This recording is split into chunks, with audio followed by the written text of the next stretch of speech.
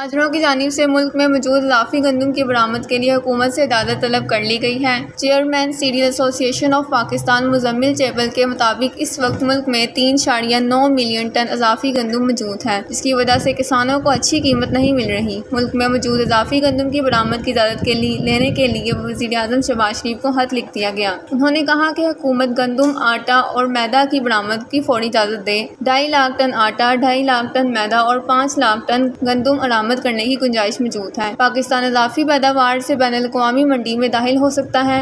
اضافی گندم کی برآمد کے لیے حکومت سے بات چیت جاری ہے۔ مزمل چہبل کا کہنا تھا کہ اضافی گندم کی برآمد سے کسانوں کو اچھی قیمت ملے گی اور ملک کے لیے زرعی مبادلہ بھی کمایا جائے گا۔ 32 ملین ٹن ضرورت کے مقابلے میں 36 ملین ٹن سے زائد گندم کے ذخائر موجود ہیں۔ 31.4 ملین ٹن پیداوار اور 4.6 ملین ٹن کے کیری فارورڈ اسٹاک ملا کر 36 لاکھ ٹن سے زائد کے ذخائر موجود ہیں۔ چیئرمین سیریل ایسوسی ایشن آف پاکستان کے مطابق اضافی ذخائر کو برآمد نہ کیا گیا تو اسٹاک ضائع ہونے کا خدشہ ہے۔ اس وقت گندم کے بڑے سپلائرز کی فصل آنے میں وقت ہے، اس لیے گندم کی برآمد کا اہم وقت ہے۔ اضافی گندم کی برآمد سے کرنٹ اکاؤنٹ بیلنس بھی بہتر ہوگا۔